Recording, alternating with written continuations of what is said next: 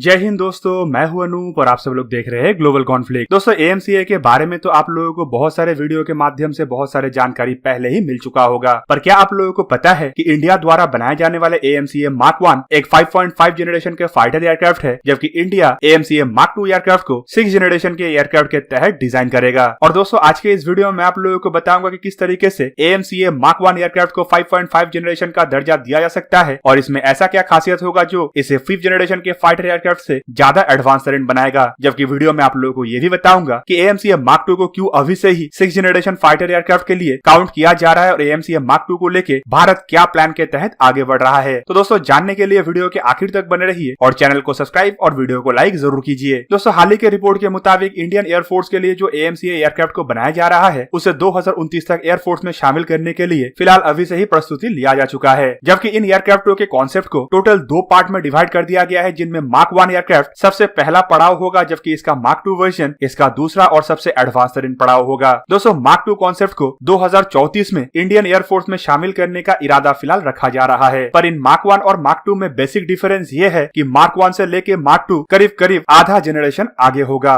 Mark 1 जहाँ पे 5.5 generation का, वहीं पे मार्क 2 6 जनरेशन का फाइटर एयरक्राफ्ट होगा। दोस्तों, आप सब लोगों को ये भी पता होगा कि एएमसीए मार्क 1 एयरक्राफ्टों में अमेरिका से इंपोर्ट किया हुआ GE 414 इंजनों का इस्तेमाल किया जाएगा और हाल ही में दिए हुए एयरफोर्स चीफ के बयान के मुताबिक पहला 2 स्क्वाड्रन एयरक्राफ्टों में इन इंपोर्टेड इंजनों का इस्तेमाल किया जाएगा, जबकि बाकी के स्क्वाड्रन में इंडिया खुद का इंजन का इस्तेमाल करेगा, जो शायद इंडिया और फ्रांस मिलकर बना रहा है। पर दोस्तों, और एक कॉन्सेप्ट के तहत आप लोगों को यह भी पता होगा कि इंडिया एक एडवांस तरीन फाइटर जेट का इंजन यूके के रॉयल्स रॉयस कंपनी के साथ बना रहा है। दोस्तों, ये रॉयल्स रॉयस कंपनी वही कंपनी है जो यूके के टेम्पेस्ट प्रोग्राम के लिए भी जेट इंजन का डेवलपमेंट कर रहा है। डीआरडीओ और रॉयल्स रॉयस के बीच में जो समझौता हुआ है उसके तहत डीआरडीओ को एक एडवांस तरीन इंजन मिलेगा और ये इंजन ज्वाइंट वेंचर में बनेगा और माना यह भी जा रहा है कि ये ज्वाइंट वेंचर वाला इंजन इंडिया के एएमसीए मार्क 2 एयरक्राफ्ट मतलब 6 जनरेशन के एयरक्राफ्ट में इस्तेमाल होगा। और दोस्तों, इस सोच को इसीलिए भी ताकत मिलता है क्योंकि शायद ये वही इंजन है जो Rolls Royce company Tempest programme के लिए बना रहा है और हाल ही में टेम्पेस्ट प्रोग्राम के लिए भारत को जिस तरीके से इन्वाइट किया जा रहा है उससे ये भी अंदाजा लगा सकते हैं कि अगर भारत इन इंजनों का दावा किया भी होगा तो यूनाइटेड किंगडम इसे ना नहीं कहा होगा। इंडिया के प्रीवियस एक्सपीरियंस को देखे तो फिलहाल ये भी लग रहा है कि इंडिया किसी भी तरीके का कोई भी नया फाइटर एयरक्राफ्ट के लिए किसी देश के साथ ज्वाइंट वेंचर के तहत तो आगे नहीं बढ़ेगा।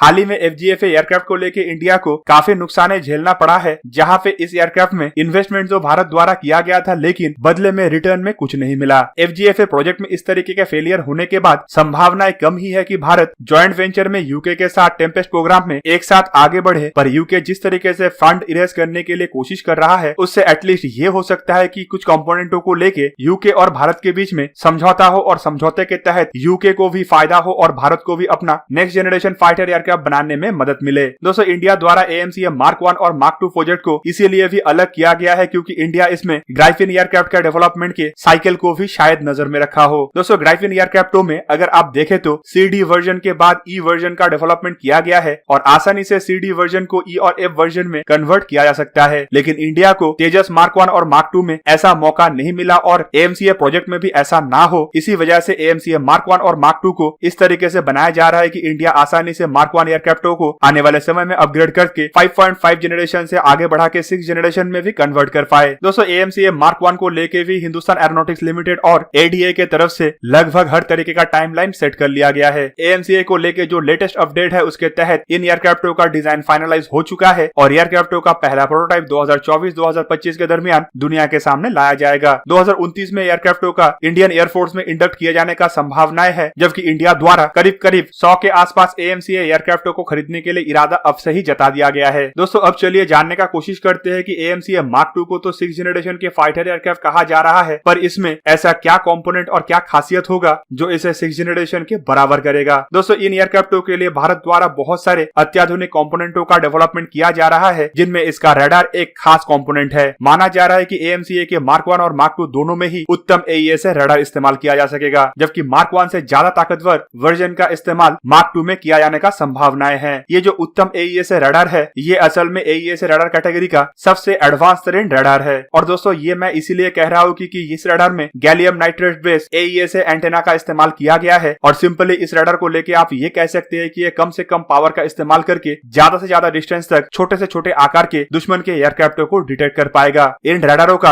अधिकतम क्षमता करीब करीब 220 किलोमीटर है। दोस्तों इसके अलावा दूसरा कंपोनेंट है फ्लाइट कंट्रोल सिस्टम। दोस्तों आधुनिकतम फाइटर एयरक्राफ्ट चाहे 4th जनरेशन का हो या 5th जनरेशन का, हर एक में फिलहाल अभी फ्लाई बाय वायर कंट्रोल का इस्तेमाल किया जाता है। और दोस्तों सिंपली ये एक ऐसा सिस्टम है जो एयरक्राफ्टों के कंट्रोल को कॉकपिट तक तारों के माध्यम से पहुंचाता है, जबकि AMCA में कॉन्सेप्ट रखा गया है कि फ्लाई बाय वायर के जगह में फ्लाई बाय ऑप्टिक्स का इस्तेमाल किया जाएगा, जहां पे तारों को रिप्लेस किया जाएगा ऑप्टिकल फाइबर द्वारा। दोस्तों ऑप्टिकल फाइबर के मदद से रेस्पॉन्स टाइम भी घट जाएगा और इलेक्ट्रोमैग्नेटिक पल्स जैसे हथियारों का भी इस्तेमाल इस तरीके के फाइबर ऑप्टिक्स में गड़बड़ पैदा नहीं कर सकता है और एयरक्राफ्टों के कंट्रोल में किसी तरीके का कोई भी बाधा भी पैदा नहीं कर पाएगा। दोस्तों AMCA एयरक्राफ्ट के लिए नेक्स्ट जो एडवांस्ड कंपोनेंट बनाया जा रहा है वो है इसका computing system. Fly bye optics जैसे आधुनिकतम टेक्नोलॉजी को कंट्रोल करने के लिए एक आधुनिकतम और बहुत ही शक्तिशाली कंप्यूटिंग सिस्टम का जरूरत है, जिसका डेवलपमेंट किया जा रहा है और माना जा रहा है कि AMCA एयरक्राफ्ट में एक नहीं बल्कि 4 अलग अलग इंडिपेंडेंट कंप्यूटिंग सिस्टम का इस्तेमाल किया जाएगा, जिसका इंडिपेंडेंट होने का मतलब यह है कि पूरी कंप्यूटिंग सिस्टम अलग तरीके से चलेगा, किसी के ऊपर कोई डिपेंडेंट नहीं होगा और चारों का चारों अलग अलग पावर सिस्टम से साथ जुड़ा हुआ होगा। और इससे एडवांटेज ये होगा कि अगर कोई टेक्निकल फेलियर होता भी है तो एक या एक से अधिक कंप्यूटिंग सिस्टम के ऊपर असर पड़ेगा, ना कि सबके सब कंप्यूटिंग सिस्टम एक साथ फेलियर होने की वजह से एयरक्राफ्ट में कोई मुश्किलें आएगा। दोस्तों एक नेक्स्ट डेवलपमेंट इसका डिजाइन को लेके है, जिसे हम डाइवर्टलेस सबसोनिक इंटेक सिस्टम कहते हैं। दोस्तों इसे DSI सिस्टम भी बोला जाता है और ये एक तरीके का ऐसा सिस्टम है जो इंजन तक हवा पहुंचाने का काम करता है। दोस्तों ये नया डिजाइन परिवर्तन की वजह से एयरक्राफ्ट का वजन जहां पे 300 किलोग्राम कम करना संभव हुआ, वहीं पे इससे एयरक्राफ्ट के रडार क्रॉस सेक्शन भी कम हो गया और कम से कम हीट जनरेशन करने की वजह से एयरक्राफ्ट के इंजन और एयरक्राफ्ट के स्ट्रक्चर का लाइफ स्पैन भी बढ़ाना संभव हो पाया है। दोस्तों नेक्स्ट इस एयरक्राफ्ट का एडवांस तरीन फीचर होगा इसका स्टेल्थ क्वालिटी। AMCA एयरक्राफ्ट को लेके अभी से ये भी कहा जा रहा है कि ये खाली F-22 और F-35 जैसे स्ट्रक्चर वाइज स्टेल्थ नहीं होगा, बल्कि ये मटेरियलिस्टिक स्टेल्थ भी होगा। फिलहाल स्टेल्थ एयरक्राफ्ट में जहां पे स्ट्रक्चर वाइज स्टेल्थ बनाया जा रहा है, मतलब उसका डिजाइन की वजह से उसे स्टेल्थ करना संभव हो पा रहा है, वहीं पे DRDO द्वारा ऐसा मटेरियल का इस्तेमाल किया जाएगा जो कि इन एयरक्राफ्टों को दुश्मन के रडार के सिग्नेचर को एब्जॉर्ब करने में मदद करेगा, ताकि इसे और भी ज्यादा स्टेल्थी बनाया जा पाए। और दोस्तों फाइनली AMCA एयरक्राफ्ट के इंजनों के बारे में तो आप लोगों को पता ही होगा कि यह किस तरीके से एक 6th जनरेशन का इंजन हो सकता है और फिलहाल इसका Mark 1 वर्जन के इंजन के ऊपर किस तरीके से इंडिया और फ्रांस के कंपनी सैफ्रॉन के बीच में समझौते के तहत काम को भी आगे बढ़ाया जाने का बात भी कहा जा रहा है। तो दोस्तों कुल मिला के DRDO की तरफ से अब कमर कस लिया गया है कि AMCA एयरक्राफ्ट को खाली एक 5th जनरेशन के एयरक्राफ्ट नहीं बल्कि अपने बलबूते पे एक 5.5 जनरेशन के एयरक्राफ्ट बनाया जाए, जबकि AMCA Mark 2 को एक 6th जनरेशन के एयरक्राफ्ट का दर्जा दिया जाएगा, ताकि भारत को किसी भी देश के साथ ज्वाइंट वेंचर में काम करना ना पड़े और ना ही किसी देश के रहमो करम पे अपने फ्यूचर जनरेशन के फाइटर एयरक्राफ्टों को डेवलप करना पड़े। दोस्तों फिलहाल इंडिया जिस तरीके से इंपोर्टेड फाइटर एयरक्राफ्टों के द्वारा अपने एयरफोर्स को मजबूत करने का कोशिश कर रहा है, वहीं पे आप लोगों को इन कॉन्सेप्टों के द्वारा ये भी पता चल रहा होगा कि आने वाले दशक में इंडिया अपने ही बलबूते पे बनाया हुआ 5.5 जनरेशन और 6th जनरेशन फाइटर एयरक्राफ्ट के बदौलत दुनिया के सबसे एडवांस तरीन एयरफोर्स में शामिल होगा। तो दोस्तों ये था आज का वीडियो। अगर आपको वीडियो अच्छा लगा तो इसे लाइक कीजिए और मेरे चैनल को सब्सक्राइब कीजिए और साथ में बना हुआ बेल आइकन को भी प्रेस कर दीजिए, ताकि आप मेरा वीडियो देख पाए सबसे पहले। जय हिंद।